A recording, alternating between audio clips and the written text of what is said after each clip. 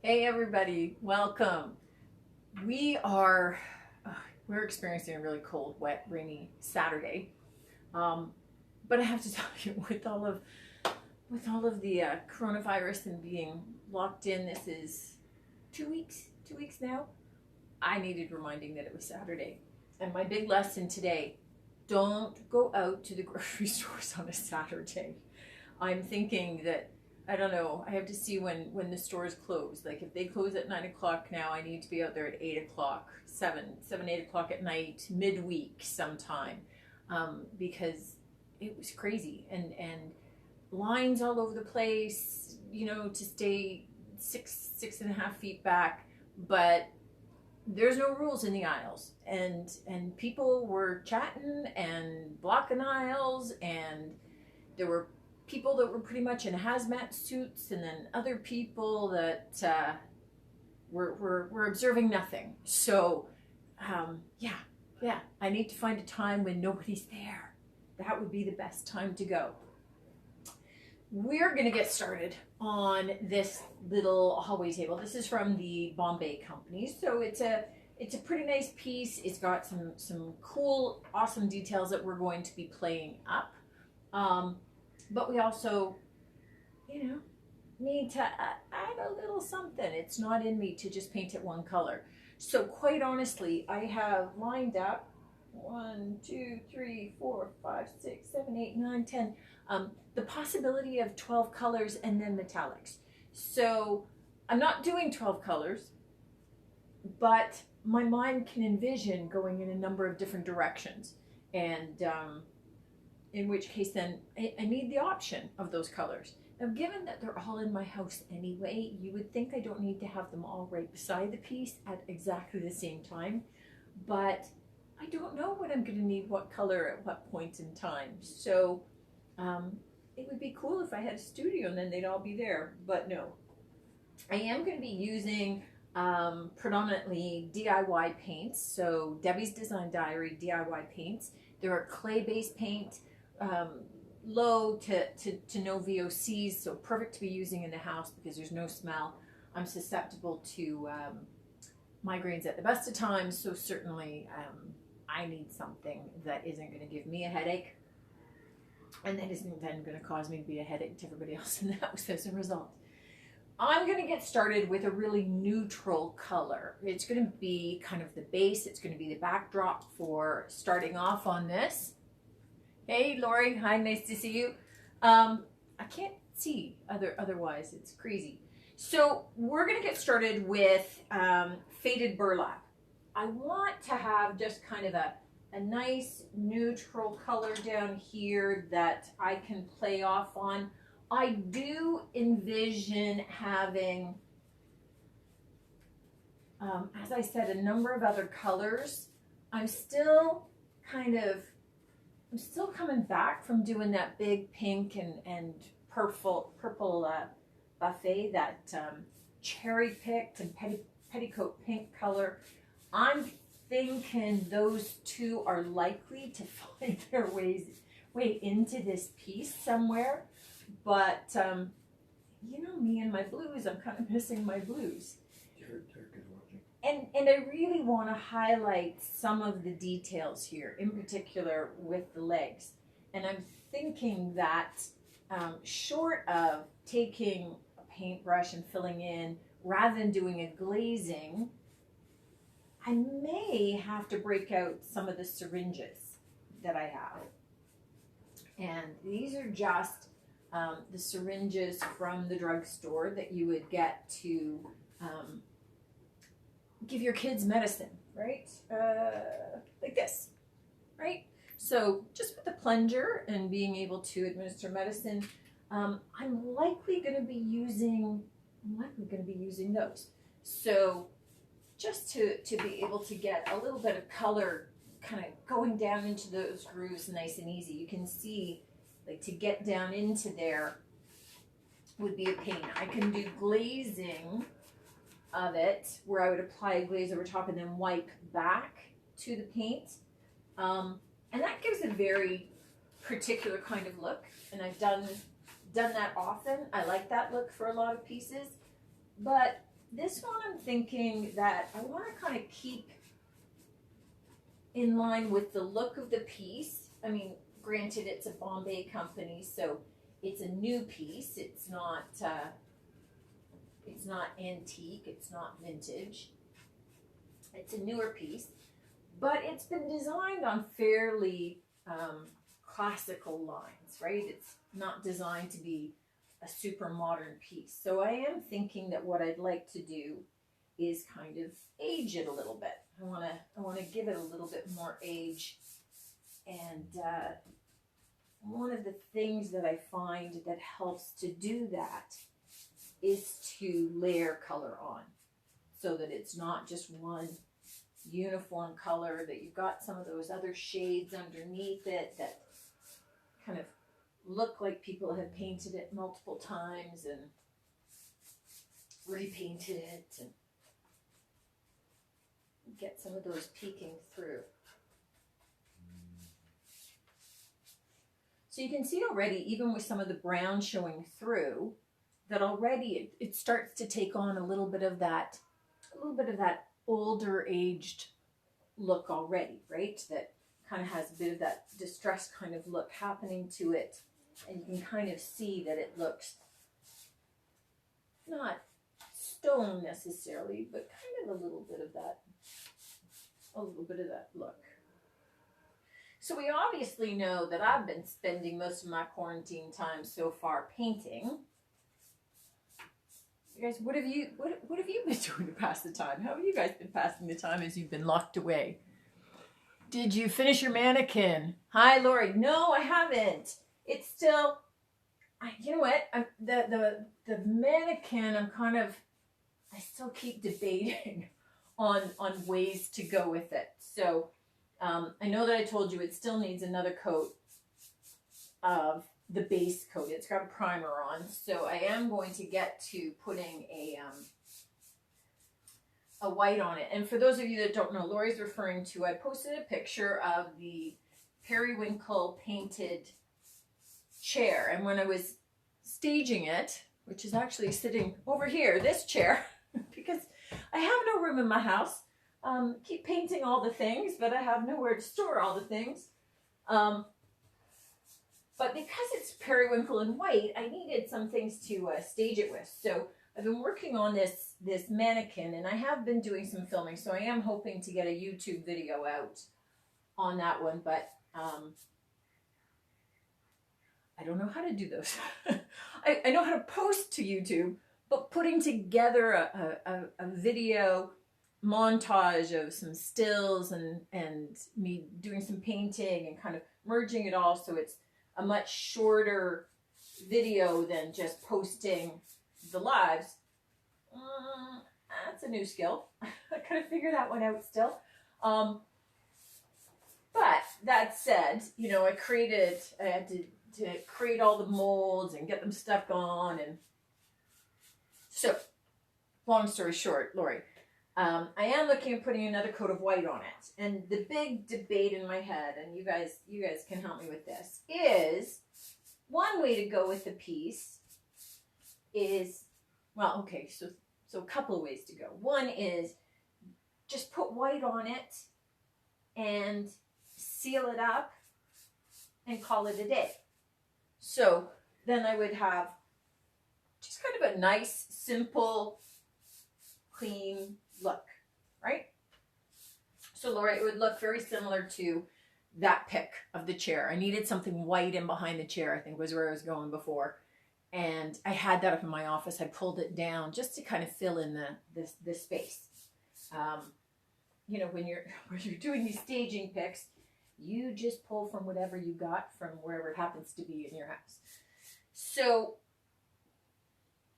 I could just seal it, leave it white.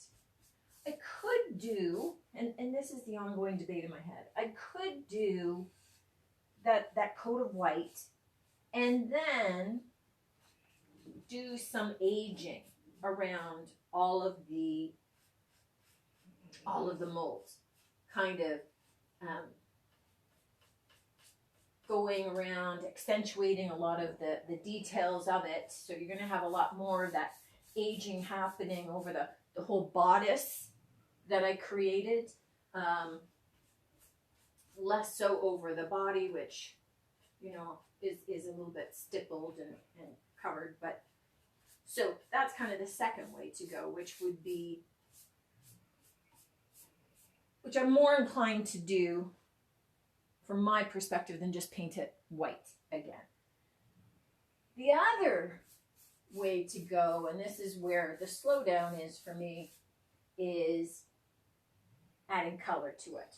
And so part of it is in my head, maybe adding some turquoises, maybe doing some rust finish on it. Do I want to, you know, if I painted it with colors, I wouldn't want to paint the bodice all one color and the body part another. I would probably treat it as a whole, but maybe have more color or rust dripping down the bodice. So, you know, would that end up taking a little bit more steampunk? I don't know. I don't know if I do steampunk or not, but I do rust. So kind of moving in that direction.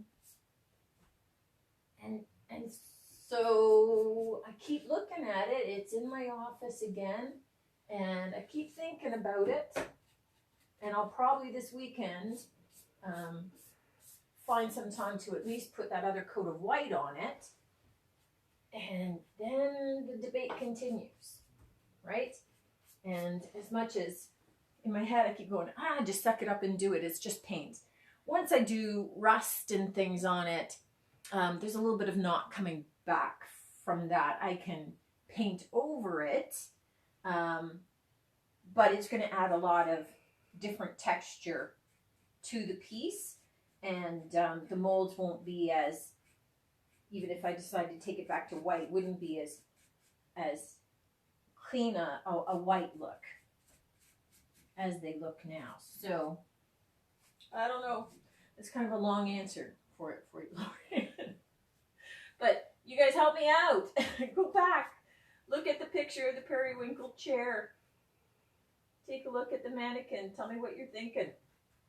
I looked for a mannequin for a long time. I had it in my heart that I really wanted to do one, and then totally got stuck. Which sometimes that's the dilemma for me with some of these pieces. Is I set them up in the living room and I'm all ready to paint, and then I stop for like 2 days because I have to look at it, and I haven't got a vision for it. And you know, sometimes I think that the thing is, you know, you've got painters that they have a particular style, and you can look at any piece of furniture and you know that was painted by so and so.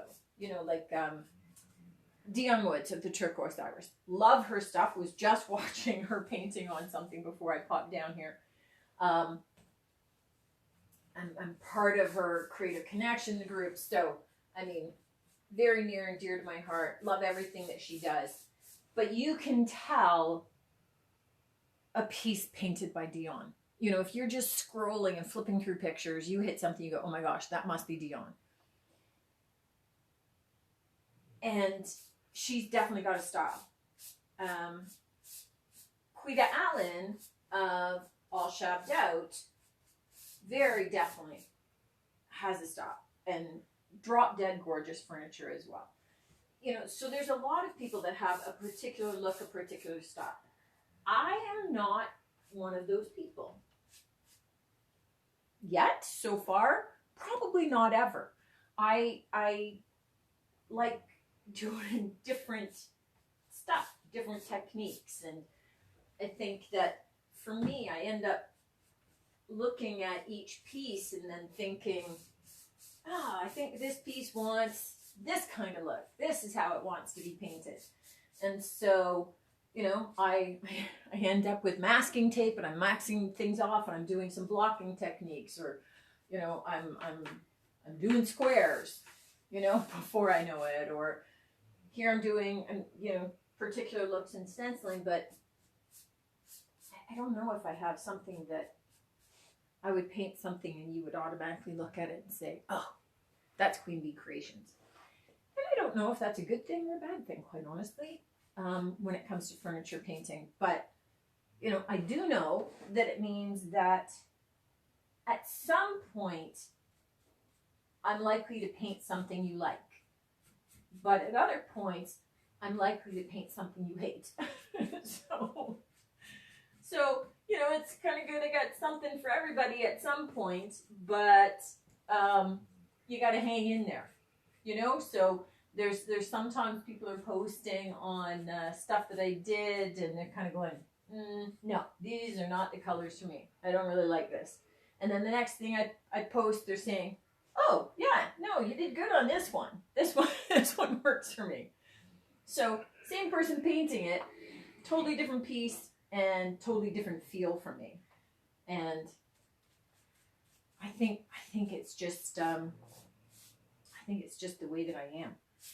I think if I was painting everything kind of the same way, or feeling like I would kind of get bored, and I get bored too easily. And I think part of the fun piece for me with getting into painting furniture was the flexibility to kind of go different directions, take things in different directions, kind of do my own thing if that's what I wanted to do, or see something that somebody did and, oh, can I take that and do something similar, or take that technique and take it in another direction.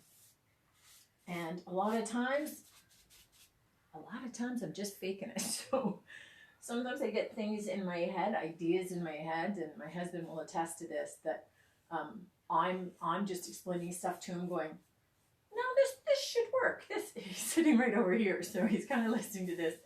But I just get it in my head. I get this idea, and I kind of went, no, this should work. This should happen. And he's just looking, going, show me where this is. And I'm going, I don't know, but in my head this works. And he's going, oh my God. So I think scariest words that he hears is when I'm saying, well, in my head, and it's like, oh, that's not a good place to be.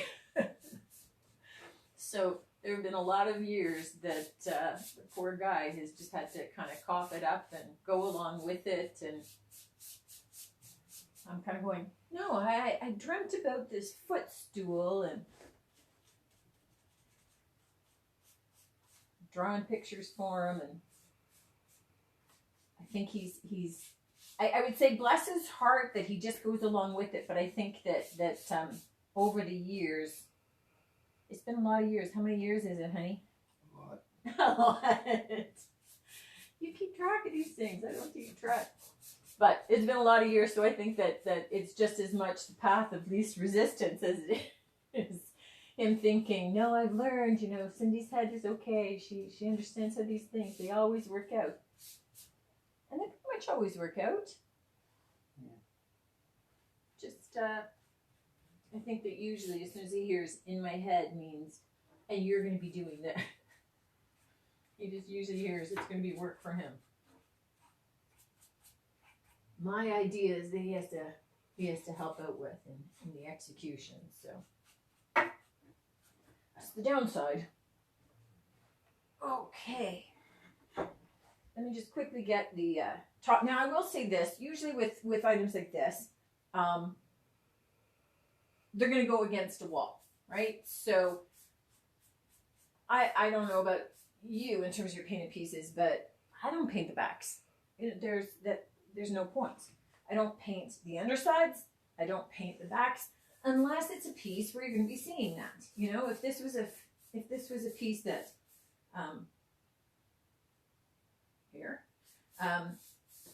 if this was a piece that like a kitchen island, you're gonna finish the piece all the way around.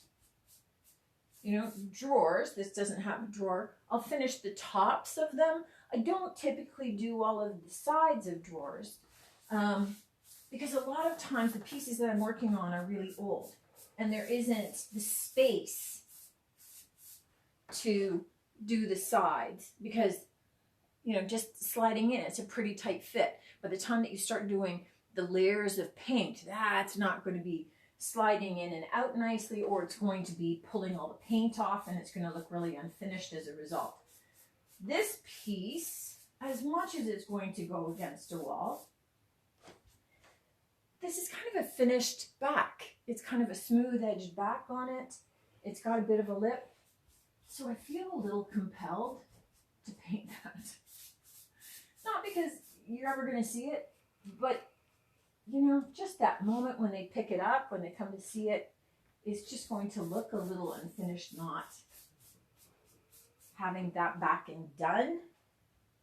So I am going to end up painting that, just because I would feel weird not. So here's my trick. I did use this color, might have to use it again. Let's keep that over there.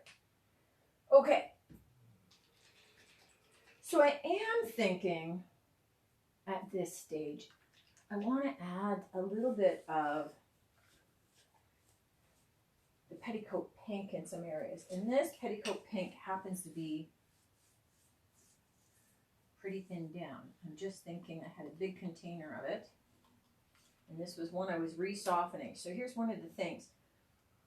Because this is clay-based paint, this jar had kind of dried out. So I've added water to it and allowed it to sit. And it kind of brings the clay back to life. So you don't end up with a lot of dead paint, which you do with other pieces. So even as I'm painting in these areas, know that I am not going to be painting this piece so it's precise, meaning I'm not going to be painting this, and these little moldings will be painted in another color. And so I'm not taping it off. I'm not painting it precise. I'm just putting the pink roughly in some of the areas that I ultimately want it to show. But I'll be doing a little bit of over painting of this and blending it. And I will be bringing in some metallics and putting those on, some of those details, but not in a really precise way. So here, you just kind of get to have a little bit of fun with layering some of the paint on here. Kind of nice and quick. Oh, let me try not to put my knee into the paint lid.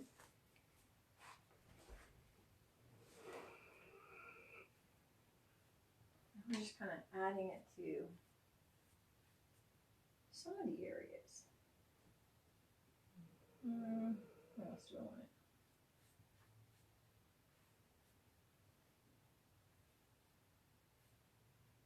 And because this is still, I mean, now we're kind of going over the base coat, but you can see the base coat isn't very thick. We'll be adding that color back in, but it also gives you an opportunity to just kind of play a little bit with your colors and kind of layer them out, see where they're gonna be. And if you don't like it, you get to switch it out with some of your next colors. But I do want to get some color down before I start adding some on. Now I do see that the back of that leg isn't done. So let me scoot around in behind. I don't even know. Now you kind of see me hanging out in the back here. Perfect. Because I've got this faded burlap just kind of hanging on the front of the piece, not on the back of these legs. So as I'm trying to go around,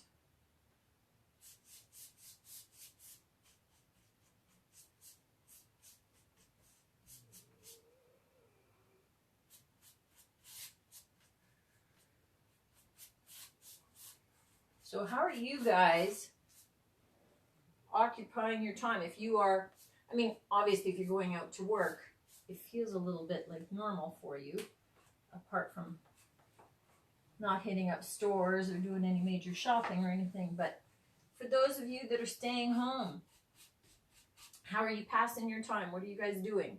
Are you feeling caged in? Are you feeling kind of like this was a gift with some extra time to be doing all the things that you have been looking at doing. I would love to say that this has given me lots of opportunity to deep clean my house, but I don't like cleaning at the best of times, so it's certainly not the activity that's going to make me feel happy. Having said that, though, I have been out with a lot more disinfectant and cleaning off all of the spaces, and made my own disinfectant wash today. Honey, that's what's on the counter in the white squirt bottle, by the way. So if you're washing your hands, some disinfectant for you. Okay.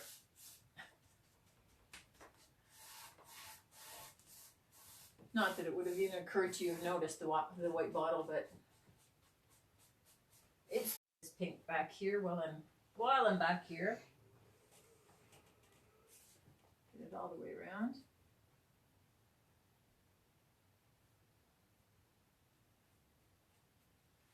And then I think I want to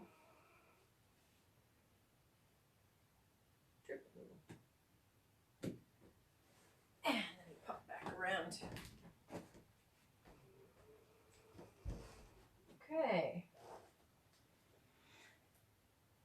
I like this stage of projects when we're painting because you're not locked into a look yet. You get to kind of layer a little bit of your paint, start to get a feel for how it might start looking as you start building up your layers. But if you don't like it, you can take it in a completely different direction. Now, so we've got the faded burlap on. We have a little bit of that pink on. This is just my spray water bottle. And I'm just going to go back in with a little bit of that cherry picked color.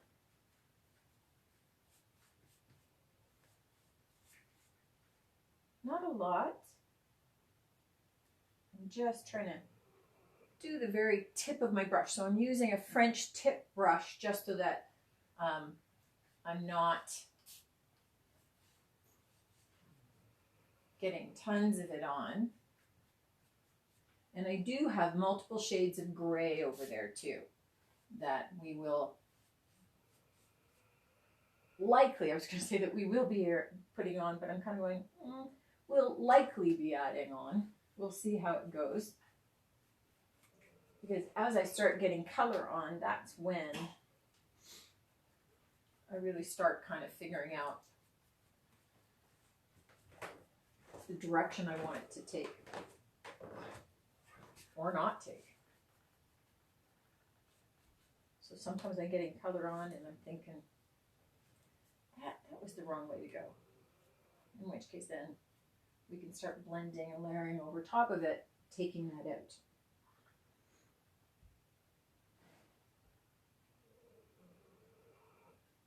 But I am thinking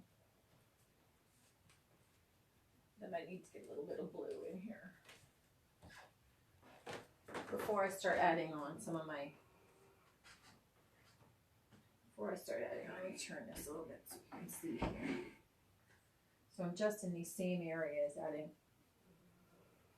a little bit of that cherry picked, that kind of that reddish purple. Almost that plummy shade.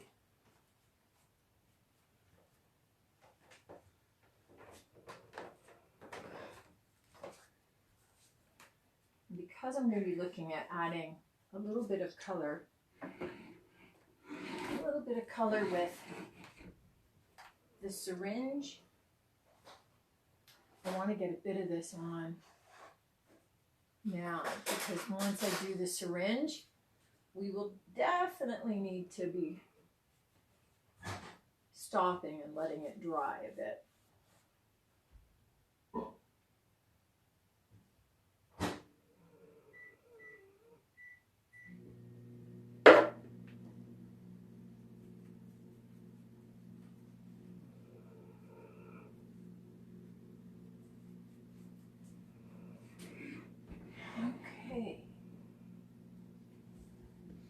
I like this because you can already see it's starting to take kind of a little bit of shape, you know, that you're starting to see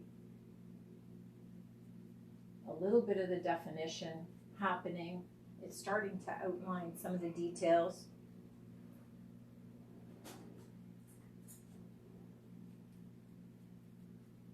Okay.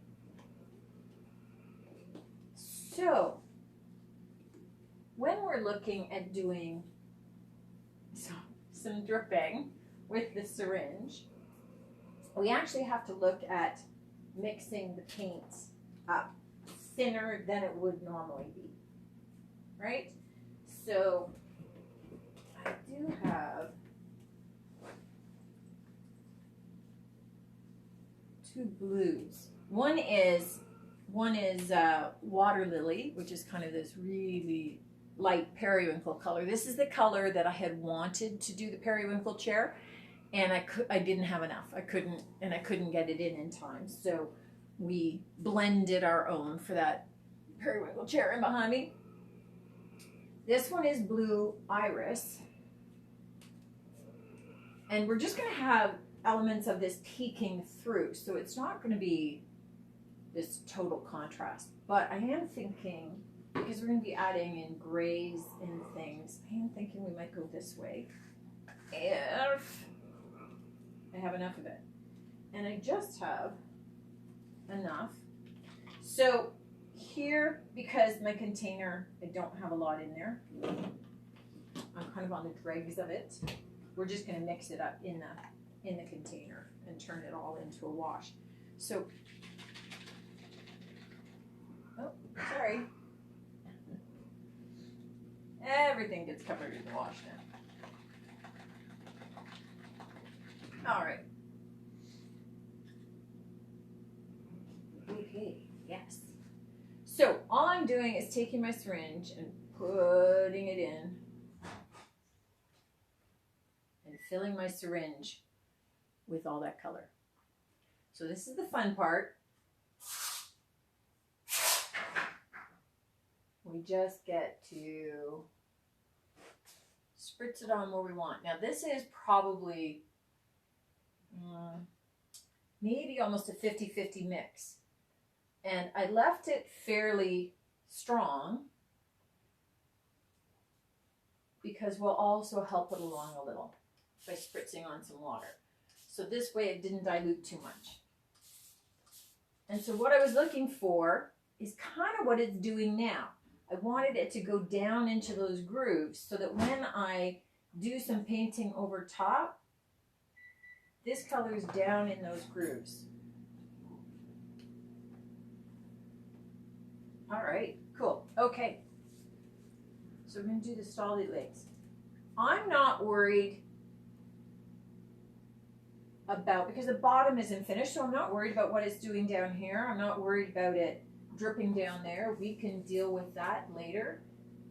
All I'm focusing on right now is it going down into the grooves of these legs.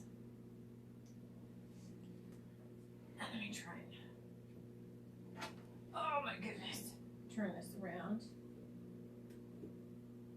And of course I'm wearing something drapey that's going to get all in there. That's good. I can see I need a little bit back here too.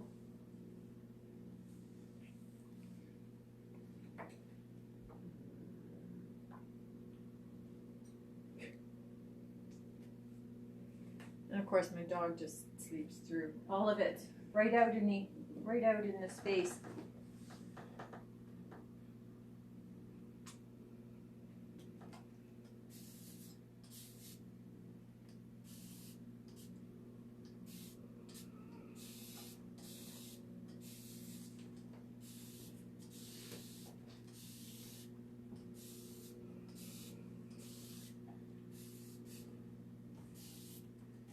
Chris, I forgot to bring a rag. Can you grab me a bunch of paper towels, please, honey?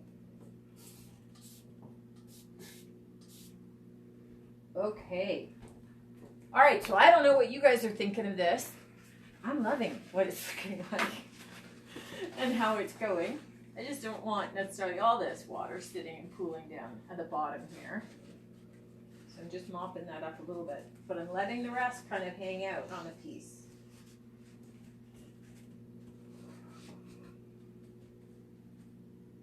I love how that's sitting in those grooves. That's exactly what I need. This is fine that it coats the rest of this. Okay, we're still going to be layering colors over top of that, but it's going to add some depth to those colors as well. So let me just pull this around. Let's do the other couple of legs. What it is going to mean for us though, you can see I'm just softening down this bottom part a little bit more, right? So that it's a little bit more even. I don't need it to be kind of in those rivulets there.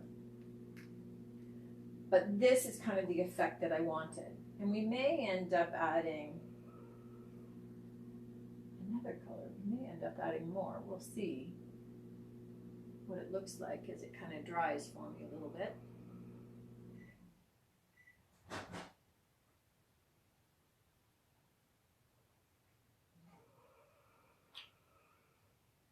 This technique is great too if you've got a really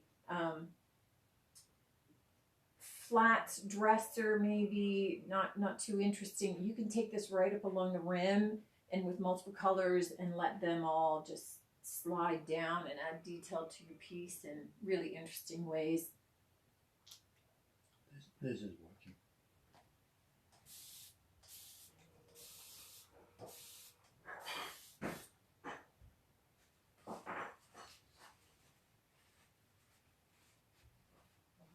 Okay, so as you guys are watching this, are you thinking yes? Are you thinking, oh my God, no? Are you thinking, maybe this is the ugly stage? And let's face it, I mean, that's one of the interesting things about paint and painting furniture is that a lot of times, especially when you are doing the layering of colors, that things always go through this, oh my gosh, I don't know what the heck you're doing, but that doesn't look good stage. But it's because you need to have those underlying colors, and typically as well, whatever colors you put underneath are going to have an impact on the look or the tone of the colors that go on over top as well. So you could, if I then layered this with a pale pink, and I'm not necessarily doing really solid color of the pink, it's going to have a very different look because you're going to have this kind of, peeking through, or at least sort of reflecting up through that color. It'll shift it a little bit. So it all kind of has an impact, which is part of one-handed thing. Okay, that's better for me. So I'm just slowly letting the paint out as I go around that top curve.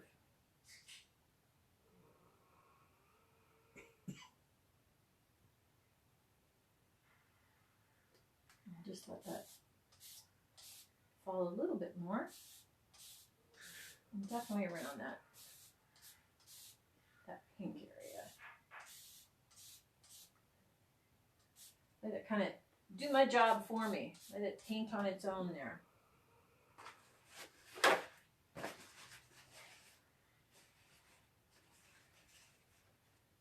So this may look like it's too much of a contrast between that blue and that purple, but we're going to be pulling some of those colors back down in. I may end up doing, right now in my head, I am kind of looking at this thinking, maybe I'll layer a gray over this and then a little bit of the purple over it too. But the purple I may do a bit more of a dry brushing. So that's kind of, as I'm watching all this happen on the piece, my head is also thinking, oh, okay, that's interesting. What next? So this all has to dry before the what next part. I need the blue, which you can tell is all pretty wet because I've been spraying it. And so it's pretty wet. It all needs to dry out before I get to the next stage. Again, covered in paint. But I have more of the blue wash, and I do have some more of the little purple wash that we had done on the pink and purple buffet that just sold. I mean, quite honestly, I wasn't sure how a really big purple piece was going to do, and that sold very quickly, and and she loved it enough once it got into her space that she's saying, I have this 6-foot piece that's in the same space. Can you finish it the same? And I'm not set up for custom pieces, or, as you can tell by my living room, for a big honking 6-foot piece in here. So that would have to wait until after all this craziness to see if I'm able to, at some point, rent a space. We'll see how this whole virus thing falls out. But we're gonna let this dry. It'll definitely be dry by tomorrow, so I'm gonna come back in with a little bit more painting and some more colors, and we're gonna keep going with some of the layering and doing some aging of this and having some fun with it. So I think that we'll probably do a little bit more with the syringe. It's a cool tool for this. Definitely, it's awesome for something like this, where it's going to get down into all of those little grooves and crevices in ways that I could not do with a paintbrush.